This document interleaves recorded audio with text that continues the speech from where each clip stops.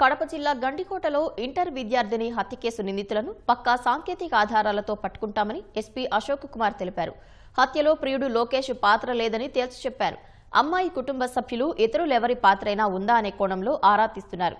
త్వరలోనే హత్య కేసు ఛేదిస్తామంటున్న కడప ఎస్పీ అశోక్ కుమార్తో ఈటీవీ ముఖాముఖి. గండికోటలో ఈ నెల 14న ఇంటర్ విద్యార్థిని హత్యకు సంబంధించి ఇంకా చిక్కుముడులు వీడట్లేదు. జిల్లా ఎస్పీ అశోక్ కుమార్ 4 రోజుల పాటు జమ్మలమడుగులోనే మకాం వేసి ఈ దర్యాప్తును కూడా పర్యవేక్షిస్తున్నారు. ఇప్పుడు ఆయన మన దగ్గర ఉన్నారు. ఈ కేసుకు సంబంధించి వివరాలు అడిగి తెలుసుకుందాం. సార్ చెప్పండి, ఈ అమ్మాయి హత్య కేసు దర్యాప్తు ఏ కోణాల్లో సాగుతోంది? ఈఎం రిపోర్టు ప్రకారం అమ్మాయి శరీరం పైన, భుజం పైన కావచ్చు, అరికాలలో కూడా చాలా బలంగా కమిలినటువంటి గాయాలు కూడా కనిపిస్తూ ఉన్నాయి. అంత ఉద్దేశం ఎవరికై ఉంటుంది? లోకేష్ అయితే ఆయన ప్రమేయం లేదని సీసీటీవీ ఫుటేజ్లో కూడా తేలింది. ఎవరు ప్రమేయం ఉంటుంది అనుకోవచ్చు? ఇప్పుడు అరికాళ్ళలో వచ్చినటువంటి కమిలిన గాయాలు అనేటటువంటి కొట్టిన దాని వల్ల వచ్చినవి కావు. పోస్ట్ మార్టం లివిడిటీకి సంబంధించినట్టు ఎవరైనా సరే చనిపోయిన తర్వాత ఆ రక్తం అనేటటువంటిది క్రింది భాగంలోని ప్రాంతాల్లో ప్రసరించి అక్కడ గూడు కట్టుకోవడం వల్ల ఆ విధంగా కొట్టినట్లుగా కనిపిస్తుంది. అది కొట్టినటువంటిది కాదు, కేవలం ఆమెకు లివర్ యొక్క ప్రాంతంలో గట్టిగా కొట్టడం వల్లనే చనిపోయింది. రంగనాయక స్వామి టెంపుల్ సమీపంలో అమ్మాయి కాలేజ్ బ్యాగ్ కూడా లభ్యమైంది. 50 మీటర్ల దూరంలో అమ్మాయి డెడ్ బాడీ లభ్యమైంది. అంటే ఇవన్నీ చూస్తుంటే ఒక చోట చంపేసి ఇంకో చోటకి షిఫ్ట్ చేశారనుకోవచ్చా? ఎట్లా అనిపిస్తుంది? టెంపుల్ యొక్క ముఖద్వారం దగ్గర బ్యాగ్ దొరికింది. ఇంకొద్ది దూరంలో చున్నీ ఉంది. అక్కడి నుంచి అమ్మాయిని ఎవరైనా ఫాలో అయ్యి వెంబడించడం వల్ల అమ్మాయి అటువైపుకి వెళ్ళినప్పుడు అక్కడ ఏమైనా కొట్టి పడేశారా అనేటటువంటిది వెరిఫై చేస్తాం. ఇంకెవరైనా టూరిస్టులు ఏమైనా అమ్మాయి మీద లైంగిక దాడి చేశారన్నప్పుడు లైంగిక దాడికి సంబంధించిన ఆనవాళ్ళు ఆమె బాడీ మీద ఎక్కడా కూడా కనపడలేదు. గోటి గుర్తులు కానీ, తర్వాత పంటి గుర్తులు కానీ, ఇతరతర కమిలిన గుర్తులు కానీ ఎక్కడ కూడా సెక్షువల్ అసాల్ట్కి సంబంధించినటువంటి ఆనవాళ్ళు కనపడలేదు. ఇతరులు ఎవరైనా లైంగిక దాడికి ప్రయత్నించి దానికి ఈమె ఏమైనా రెసిస్ట్ చేయడం వల్ల అలా చేశారనే యాంగిల్లో వెరిఫై చేస్తూ ఉన్నాము.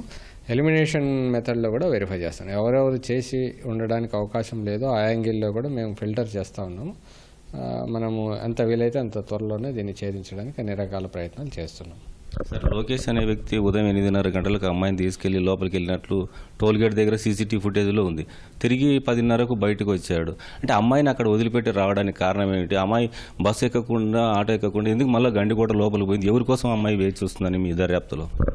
మాకు వచ్చినటువంటి ప్రాథమిక దర్యాప్తులో భాగంగా వీళ్ళిద్దరూ కలిసి అక్కడికి వెళ్ళారు. ఈ అమ్మాయి గండికోటకు వెళ్దామనేటటువంటి మెసేజ్ని లోకేష్కి పంపించడం ద్వారా ఇతను అమ్మాయిని పికప్ చేసుకుని వెళ్ళాడు. వీళ్ళిద్దరూ అక్కడ ఒక 2 అవర్స్ ఒక ప్లేస్లో స్పెండ్ చేసిన తర్వాత ఈ అబ్బాయికి వాళ్ళ మామ చరణ్ దగ్గర నుంచి కాల్ వస్తుంది. నువ్వు అమ్మాయిని తీసుకుని వచ్చేసి వాళ్ళు కాల్ చేస్తున్నారు, లేకపోతే అంతకు ముందు నుంచి మన గొడవలు జరుగుతున్నాయి కదా, మళ్ళీ ఇంకా గొడవలు పెరుగుతాయనే ఉద్దేశంతో చెప్తే లోకేష్ అమ్మాయిని అడుగుతాడు మనం వెళ్ళిపోదాం అనేసి. అప్పుడు అమ్మాయి కాలేజీకి వెళ్తానని చెప్పి ఇంట్లో వచ్చాను కాబట్టి నేను ఇప్పుడు కిందికి వస్తే 5 గంటల వరకు నేను ఎక్కడ ఉండాలి అనే ఉద్దేశంతో ఆ అమ్మాయి రావడానికి నిరాకరిస్తుంది. దాంతో ఇతను ప్రాణభయంతో ఆ అమ్మాయికి సంబంధించిన బంధువులు ఎవరైనా వస్తారనే ఉద్దేశంతో వాళ్ళ చరణ్ వాళ్ళ మామ యొక్క బండి వేసుకొని వస్తాడు. వాళ్ళ మామ యొక్క ప్రెజర్తో ఇతను వెంటనే బయలుదేరి వస్తాడు. ఈ అమ్మాయిని కూడా రమ్మని చెప్తే నేను రాను, 4 గంటల వరకు ఇక్కడే ఉండి బస్సు ఎక్కి వస్తాను, 5 గంటలు కాలేజ్ అయిపోయిన తర్వాత ఇంటికి వెళ్ళినట్లుగా నార్మల్గా వెళ్తాను అనేసి చెప్తుంది. దాంతో ఈ అమ్మాయి ఎక్కడే ఉండిపోతుంది.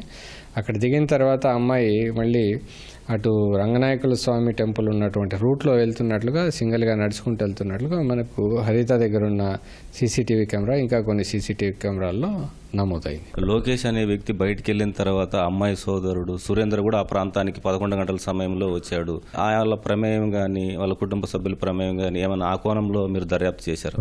ఆ కోణంలో కూడా మేము ఎంక్వైరీ చేస్తున్నాం. రోల్ ఆఫ్ ఫ్యామిలీ మెంబర్స్ ఏమైనా ఉందా అనేసి సురేంద్రని కూడా ప్రాథమికంగా విచారణ చేయడం జరిగింది. ఇంకా ఆ ఏరియాలో చుట్టుపక్కల ఉన్నటువంటి క్రిమినల్స్ ఎవరైనా ఉన్నారా, లోకల్స్ యొక్క ఇన్వాల్వ్మెంట్ ఏమైనా ఉందా, టూరిస్టుల యొక్క ఇన్వాల్వ్మెంట్ ఏమైనా ఉందా, ఇవన్నీ కూడా ముమ్మరంగా వెరిఫై చేస్తూ ఉన్నాం. సరే, గండికోటకు ఆ రోజు సోమవారం ఎంతమంది పర్యాటకులు వచ్చింటారని మీరు అంచనా వేశారు? వాళ్ళు టవర్ లొకేషన్ కావచ్చు, ఫోన్ కాల్ డేటా అవన్నీ పరిశీలించారా? ఎవరెవరు వచ్చారని మీకు అంచనా ఉంది? మనకున్నటువంటి దాదాపుగా 250 నుంచి 300 వరకు డిఫరెంట్ వెహికల్స్, బైక్స్ కావచ్చు, కార్లు కావచ్చు, జీపులు కావచ్చు, ఇలాగ వివిధ వాహనాల్లో 250 నుంచి 300 వెహికల్స్ వరకు వచ్చినట్టుగా మనకు ప్రాథమికంగా అంచనా వస్తుంది. దాంట్లో ఫ్యామిలీ లేడీస్తో పాటు వచ్చినటువంటివి, ఆ తర్వాత పిల్లలు మాత్రమే వచ్చినటువంటివి, ఏజ్డ్ పర్సన్స్, ముసలి వాళ్ళు, ఇలాంటివన్నీ సెగ్రిగేట్ చేస్తాను. దీంట్లో భాగంగా ఈ ఫిల్టరేషన్ తర్వాత మళ్ళా ఇన్వెస్టిగేషన్ని వివిధ కోణాల్లో మనము కంటిన్యూ చేస్తాం. దీని ద్వారా మనకు కొన్ని ఆధారాలు వచ్చేదానికి భవిష్యత్తులో అవకాశం ఉంది. అమ్మాయి గండికోట పోవడానికి ముందు రోజే వాళ్ళ అమ్మ సెల్ ఫోన్తో కూడా అబ్బాయికి మెసేజ్ పంపించినట్లు కూడా తెలుస్తోంది. గండికోటకి రేపు వస్తాం, వెళ్దాం అంటే ఈ విషయం తల్లిదండ్రులకు తెలిసి ఉండవచ్చా, తెలియకపోవచ్చా, మీరేమనుకుంటారు? తెలిసి ఉండేదానికి అవకాశం తక్కువగా ఉంటుంది. తెలిసి ఉంటే ఖచ్చితంగా రెసీవ్ చేస్తారని అనుకుంటాం. వాళ్ళు ఇన్స్టాగ్రామ్ ద్వారా మెసేజ్లు పెట్టుకుంటున్నారు అనేది మనకున్నటువంటి ప్రాథమిక అంచనా. దాని ద్వారా ముందే 2 రోజుల ముందే విషయాన్ని అతనికి తెలియజేయడము, దాని తర్వాత ఆ రోజు ఆ టైంకి అతను పికప్ చేసుకోవడం జరిగింది. ఏదేమైనప్పటికీ ఆ ఫోన్లో ఉన్నటువంటి సమాచారాన్ని కూడా వెరిఫై చేస్తాను. 14వ తేదీ ఏ టైంలో హత్య జరిగి ఉంటుందని మీరు భావిస్తున్నారు? అమ్మాయి 11, 15, 11, 20 వరకు మనకు సీసీ కెమెరాల్లో కనిపించినటువంటి దాఖలాలు కనిపిస్తూ ఉన్నాయి. అదే సమయంలో వాళ్ళ బ్రదర్ ఎంటర్ అవుతాడు. అతను ఒక 25 నిమిషాలు అక్కడ స్పెండ్ చేసి ఆ తర్వాత వెళ్తాడు. అతను ఎక్కడెక్కడ తిరిగాడనే అది వెరిఫై చేస్తా ఉన్నాం. గండికోట ప్రాంతం అది పర్యాటక ప్రదేశము. అక్కడ ఇలాంటి సంఘటనలు మున్ముందు జరగకుండా ఎలాంటి నిఘా పెంచబోతున్నారు? గండికోట ప్రాంతానికి మనకు హైదరాబాదు, కర్ణాటక, తమిళనాడు, ఆంధ్రప్రదేశ్లోని వివిధ ప్రాంతాల నుంచి వస్తూ ఉంటారు. శని ఆదివారాల్లో ఎక్కువ రద్దీగా ఉంటుంది. మనమడుగు పోలీస్ స్టేషన్ నుంచి ప్రతిరోజు కానిస్టేబుల్స్, అదేవిధంగా ఎస్ఐ గారు పెట్రోలింగ్ చేయడం జరుగుతుంది. శని ఆదివారాల్లో ప్రత్యేక నిఘా ఉంటుంది. మరిన్ని సీసీ కెమెరాలు ఈ ఏరియాలో ఫిక్స్ చేయడం జరుగుతుంది. పెట్రోలింగ్ పెంచడం జరుగుతుంది. అక్కడ ఒక అవుట్ పోస్ట్ని పెట్టే ప్రయత్నం కూడా ప్లాన్ చేస్తా ఉన్నాం. సార్, ఈ కేసు హత్య కేసు తుది దశకు చేరుకుందా అనుకోవచ్చా, ఎట్లా? అది మనము ఇప్పుడే చెప్పలేము. ఇంకా ఇన్వెస్టిగేషన్ అనేది నడుస్తుంది, దర్యాప్తు వివిధ కోణాల్లో నడుస్తుంది. ఖచ్చితంగా దీన్ని ఛేదిస్తామనేటటువంటి నమ్మకం మాకుంది. ఎంత వీలైతే అంత తొందరలోనే ఛేదించడానికి ప్రయత్నం చేస్తాం. Thank you sir. ఇది కడప ఎస్పీ అశోక్ కుమార్ గారు చెప్తుంది. కెమెరామెన్ జగదీష్తో మురళి, ఈటీవీ న్యూస్, కడప.